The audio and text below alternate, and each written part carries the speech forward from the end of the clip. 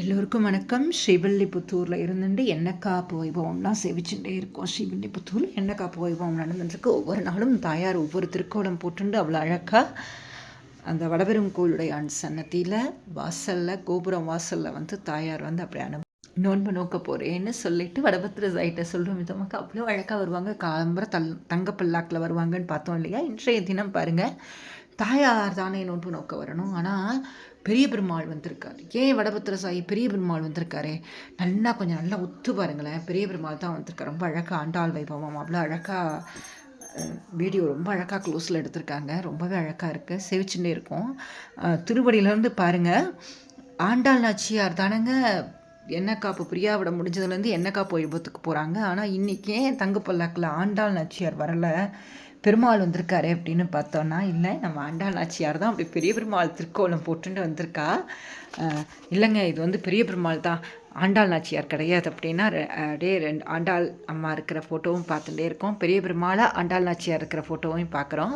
வித்தியாசம் எவ்வளோ தெரியறது. இப்போ சொல்லுங்கள், ஸ்ரீவில்லிபுத்தூரில் தாயாரோட திருமுக மண்டலத்தில் மாற்றம் ஏற்படுறதுங்கிறோமே உண்மை தானே சொல்லுங்கள். கண்ணன் மாதிரி திருக்கோலம் போட்டுண்டாலே அழகாக, கண்ணன் மாதிரியே கண்ணெல்லாம் புஃபு புஃபு புஃபுன்னு அத்தனை அழகாக இருந்தாலே. கண்ணன் திருக்கோலத்தில் கூட தாயாரோட சாயல் கொஞ்சமாவது தெரிஞ்சது. ஆண்டாள் தாங்க அந்த சிரித்து அந்த சிரிப்பெல்லாம் பெரிய பெருமாள் மாதிரி நிற்கிறப்ப அப்படி குழந்தைங்கள்லாம் டீச்சர் வந்துட்டாங்கன்னா டீச்சர் மாதிரியே கொஞ்சம் ஆக்ட் பண்ண பார்த்தீங்களா? நான் தான் டீச்சர், எல்லோரும் வரிசையாக நோட்டெல்லாம் எடுத்து வச்சுக்கோ, அப்படி ரொம்ப ஸ்ட்ரிக்டாக இருக்கிற மாதிரி அவ்வளோ அழகாக சொல்கிறா. பெரிய பெருமாள் மாதிரி நிற்கும் போது அப்படி சம்முன்னு நிற்கிறா கம்பீரமாக. இவரை தானேங்க சொல்கிறா, சிங்கம் மாதிரி நீ இருக்கணும். இந்த பெருமாளை பார்த்து தானே சொல்கிறா, அந்த வடபத்திர சாயி பெரிய பெருமாளை பார்த்து தானே சொல்கிறா, நீ எப்படி சிங்கம் மாதிரி உட்காந்துட்டு நாங்கள் எதுக்கு வந்திருக்கோங்கிறத தெரிஞ்சுட்டு நீ கிருபை பண்ணணும் ஆர்டர் போடுறாளே. ஜாமந்த காரியம் ஆராய்ந்த அருளில் ரொம்பன்னு சொன்னா இல்லையா? அவ்வளோ அழகா அவளுக்கு பெரிய பெருமாள்னா அவ்வளோ பிடிக்கும். பெரிய பெருமாள் மாதிரி அலங்காரம் போட்டுக்கிடுச்சு, அப்படியே பெரிய பெருமாள் மாதிரியே இருக்கா இல்லையா? ரொம்ப அழகாக ரசித்து சேவித்தோம். மார்கழி மாதம் முழுவதும் ஸ்ரீவில்லிபுத்தூரில் கொண்டாட்டம் திருவிழா தான். நேற்றைய தினம்லாம் குழந்தைங்க பாசுரம் சொல்கிறது, ரொம்ப அழகாக ஒவ்வொரு தாயார் மாதிரியும் ரசித்து சேவிக்கிறது, அப்புறம் பெரியாழ்வார் வைபவம் சொல்கிறது எல்லாம் சேவித்தோம் இல்லையா? இன்றைய தினம் கைசிக முகாத்மியத்தோட மகிமை ஏன் நாமா சொல்லணும், ஒரு நாமா சொன்னால் அவ்வளவு பலனா அப்படிங்கிறதால அந்த கைசிக புராணம் மூலமாக நாச்சியார் பாடசாலை குழந்தைங்க அத்தனை அழகாக சொல்ல வராங்க. அதை பார்க்கலாம் வாங்க.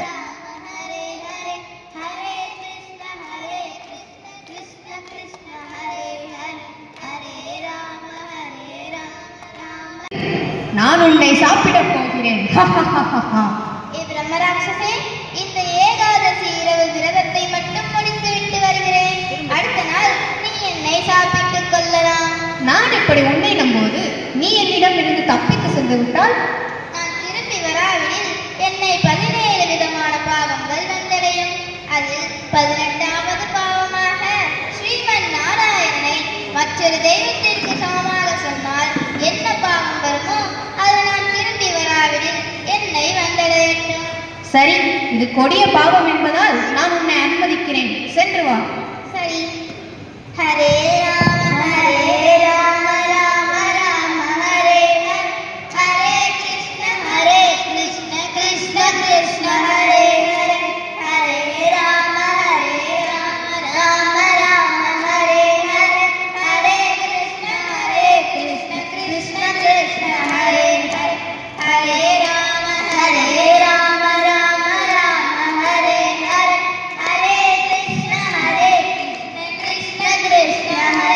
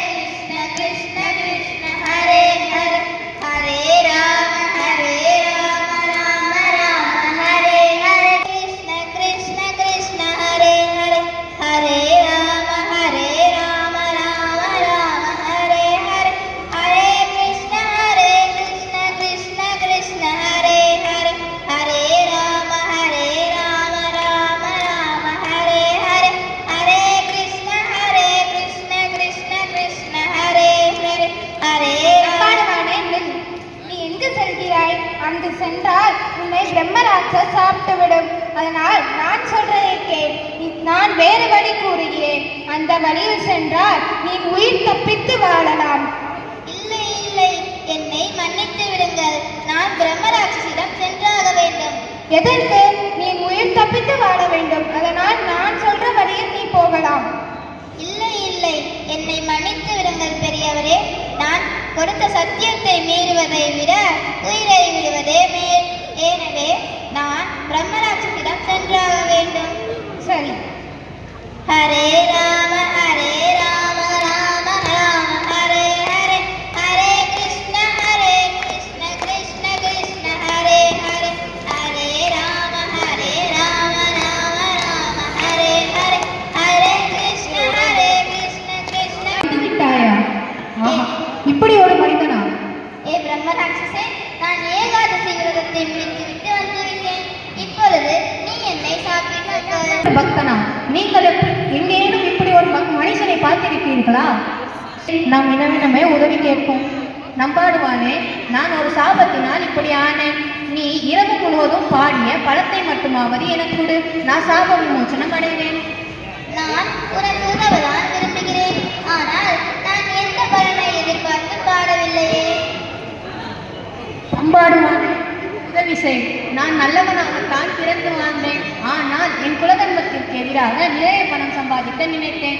அதனாலே சாபம் பெற்று இப்படி பிரம்மராட்சசானேன். நீ கடைசியாக பாடிய பாட்டின் பலனை மட்டுமாவது எனக்கு கொடு. நான் சாப விமோசனம் அடைவேன்.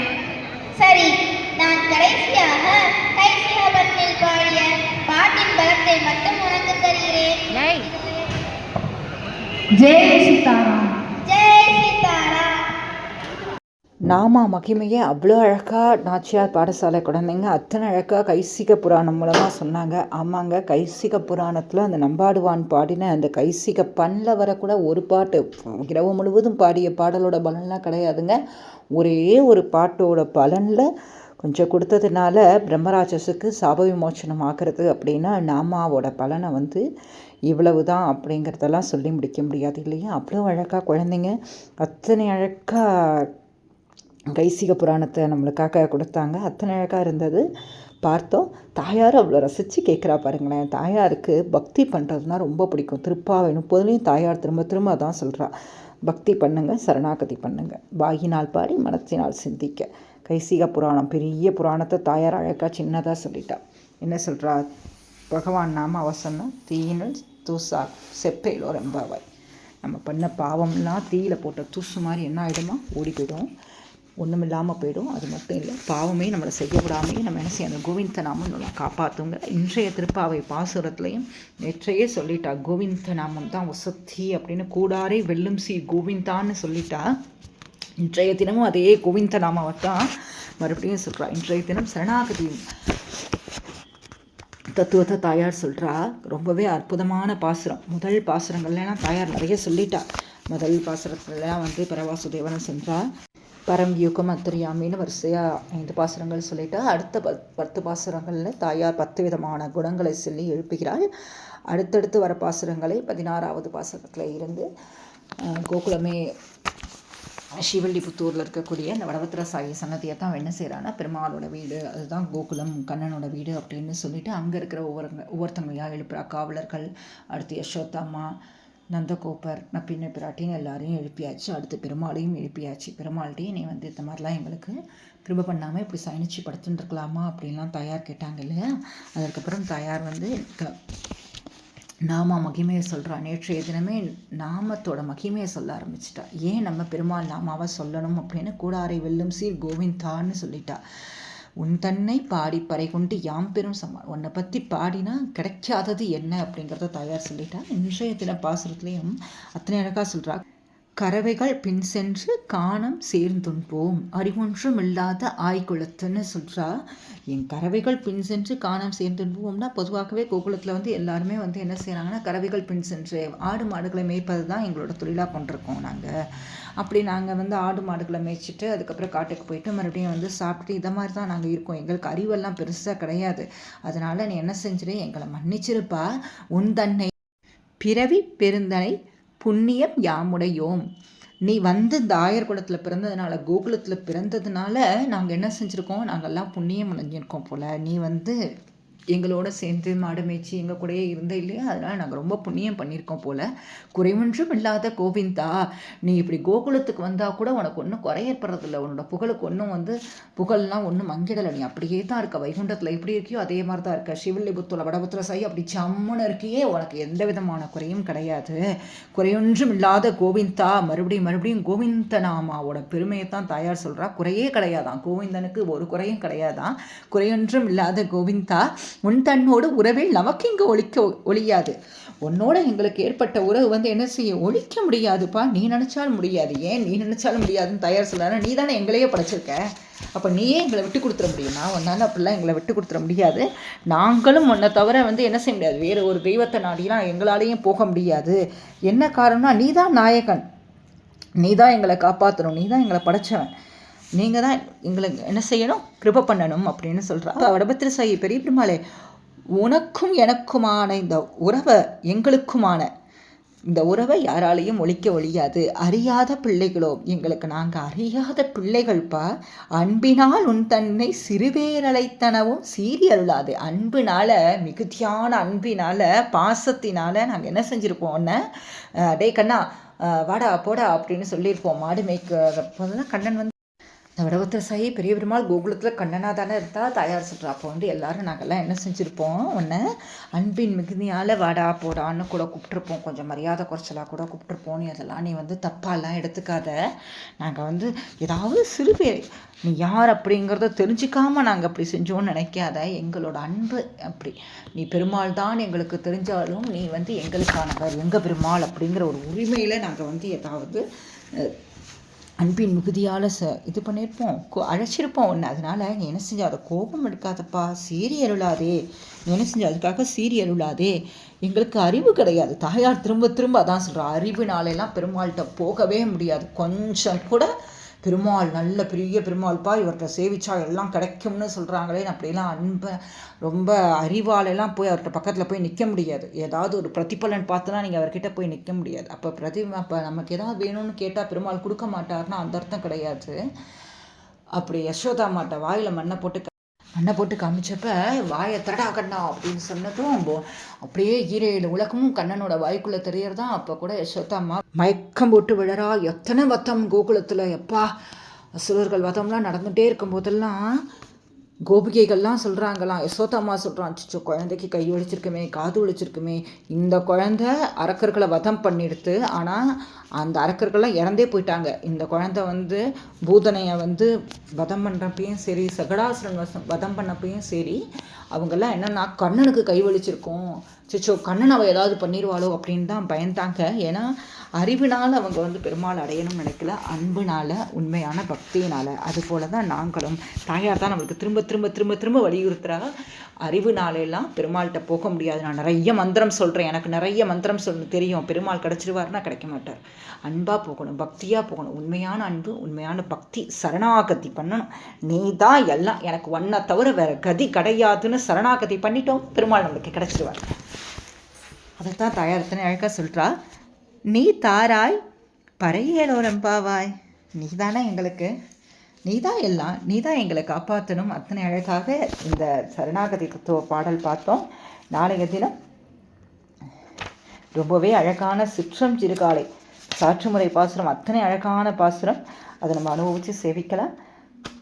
கலை வளர்மணி உமா சந்திரசேகர் அவர்களது குரலில் திருப்பாவை பாசுரத்தை பார்க்கலாம். நம்ம பாசுர பாடலை சேவிக்கலாம். நாளைய தினம் நாம மகிமையை பற்றியும் நம்ம அவசியம் தெரிஞ்சுக்கலாங்க. நாச்சியார் பாடசாலையிலேருந்து ரொம்ப அழகாக பஜனை எல்லாம் நடந்தது. அதெல்லாம் நாளைய தினம் நம்ம திருப்பாவை பாசுரம் சேவிக்கும் பொழுது நம்ம அதையும் அனுபவித்து சேவிப்போம். இன்றைய மார்கழி கோலங்கள் பகுதியை பார்த்து விடலாம் வாங்க. இன்றைய தினம் மார்கழி கோலங்கள் பகுதியில் தஞ்சாவூரிலிருந்து சுபாசாமி அவர்கள் வரைந்து அனுப்பிய ஒரு அழகான கோலம் தான் பார்த்துட்டுருக்கோம். ரொம்ப அழகாக ஒரு பூக்கோலம், அதுக்குள்ளே ஒரு வண்ணத்து பூச்சி அவ்வளோ அழகாக உட்காந்துட்ருக்கிற மாதிரி அத்தனை அழகாக இருக்குது. மிக்க நன்றி சுபாசாமி. அடுத்ததாக மார்கழி கோலங்கள் அம்பத்தூர்லேருந்து பத்மாவதி ராஜகோபாலன் அவர்கள் வரைந்து அனுப்பிய ஒரு அழகான வண்ணத்து பூச்சி கோலம் தான் பார்த்துட்ருக்கோம். ரொம்பவே அழகாக அந்த வண்ணத்து பூச்சி பக்கத்தில் ஒரு குட்டி மலர் போல் ஒரு அழகாக ஒரு குட்டி கண்ணன் அத்தனை அழகாக உட்காந்துருக்கார். ரொம்பவே அழகாக இருக்குது. நன்றி பத்மாவதி ராஜகோபாலன். அடுத்ததாக மார்கழி கோலங்கள் பகுதியில் ஒரு அழகான வண்ணமயமான ஒரு கிளி கோலம் தான் பார்த்துட்டுருக்கோம். தாயார் அடிக்கடி சொல்கிறாளே, பக்தி பண்ணுங்க, திரும்ப திரும்ப திரும்ப திரும்ப அதைத்தான் சொல்கிறா. சரணாகதி பண்ணுங்க, அந்த பெரிய பெருமாள்கிட்ட சரணாகதி பண்ணிடுங்க, நம்மளுக்கு எல்லாத்தையும் கொடுப்பாருன்னு அவ்வளோ அழகாக தாயார் கையில் இருக்கிற அந்த கிளி சொல்வதை போல் அந்த திரும்ப திரும்ப தாயார் சொன்னதை நம்மளுக்கு நினைவுபடுத்தும் விதமாக தாயார் கையில் உள்ள கிளியை போல் ஒரு அழகான கிளி ரொம்பவே அழகாக நம்ம ஆர்ஆர் நகர்லேருந்து ஈஸ்வரி செல்வம் வரைந்து அனுப்பியிருக்காங்க. ரொம்ப அழகாக இருக்குது. நன்றி ஈஸ்வரி செல்வம். அடுத்ததாக மார்கழி கோலங்கள் பகுதியில் ஒரு அழகான அன்னக்கோலம் தான் பார்த்துட்ருக்கோம். அலமேலு ரங்கராஜன் ஸ்ரீவில்லிபுத்தூர்லேருந்து வரைந்து அனுப்பிய ஒரு அழகான கோலம் தான் பார்த்துட்ருக்கோம். ஆமாங்க, தாயார் நல்லதெல்லாம் கொடுத்துட்டா. நம்மளுக்கு நிமிர்ந்த அன்னப்பட்சி மாதிரி நம்ம என்ன செய்யணும், இந்த வாழ்க்கையில் இருக்கக்கூடிய தேவையில்லாத கவனச்சிதறல்கள்லாம் அந்த தண்ணி மாதிரி பிரித்து எடுத்துகிட்டு அன்னம் மாதிரி நம்ம என்ன செய்யணும், நல்லவற்றை மட்டும்தான் நம்ம எடுத்துக்கணும் சொல்லும் விதமாக அவ்வளோ அழகான அன்னம் பறவை கோலம் ரொம்பவே அழகாக இருக்குது. நன்றி அலமேலு ரங்கராஜன் மாமி. ஸ்ரீ திருப்பாவை பாசுர ஓவிய கோலமும் நம்மளுக்கு வரைந்து அனுப்பியது அலமேலு ரங்கராஜன் மாமி தான். அவங்களுக்கு மிக்க நன்றி மாமி உங்களுக்கு. அடுத்ததாக திருப்பாவை பாசுர பாடலை கேட்போம் வாங்க. கரவைகள் பின் சென்று கானம் சேதும் கரவைகள் பின் சென்று கானம் சேதும் அறிவொன்றும் இல்லாத ஆய்குல துண்டனை பிறவி பேருந்தனை புண்ணியம் யாமுடையோ குறையொன்றும் இல்லாத கோவிந்தா உன்றனோடு உறவே நமக்கிங்கு ஒழிக்க ஒழியாது அறியாத பிள்ளைகள் அன்பினால் ஒன்றனை சிறு பேரழை தனவோ சீரியருளாதே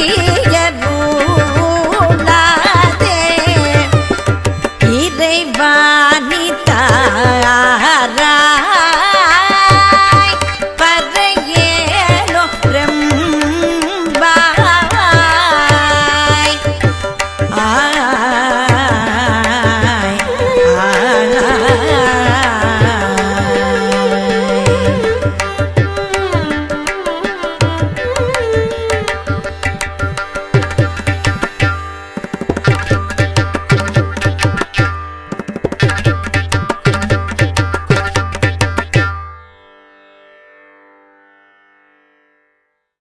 ரொம்பவே அழகாக இன்றைய பாசுர பாடலையும் கேட்டோம். எல்லோருக்கும் குறைவொன்றுமில்லாத கோவிந்தனதாரிலும் ஆண்டாள் பெரிய பெருமாளதாரிலும் பரிபூர்ணமாக கிடைக்கணும்னு மனதார பிரார்த்தனை பண்ணிக்கிறோங்க.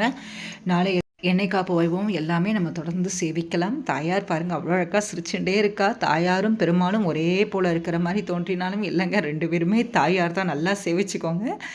முதல் ஃபோட்டோவில் இருக்கிறதும் நம்ம தாயார் தான். ரெண்டாவதாக பெரிய பெருமாள் மாதிரி அப்படி கம்பீரமாக ரொம்ப ஸ்ட்ரிக்டான ஆஃபீஸர் மாதிரி இருக்காளே, அதுவும் நம்ம தாயார் தான். அவ்வளோ அழகாக இருக்கா. சேவிச்சுக்கலாம். குற்றம் குறை இருப்பின் மன்னிக்கவும். திருப்பாவை பாசுறதுக்கெலாம் இதுதான் விளக்கம்னா இல்லைங்க, பெரியவங்கள்லாம் நிறைய சாதிச்சிருக்காங்க குருநாதர்லாம். அதில் அடியேன் எனக்கு புரிஞ்சதை மட்டும்தான் உங்ககிட்ட பகிர்ந்துருக்கிறேன். குறைகள் இருப்பின் மன்னிக்கவும். குருநாதர் திருவடிகளை சரணம், பெரிய பெருமாள் திருவடிகளை சரணம், ஆண்டாள் திருவடிகளை சரணம்.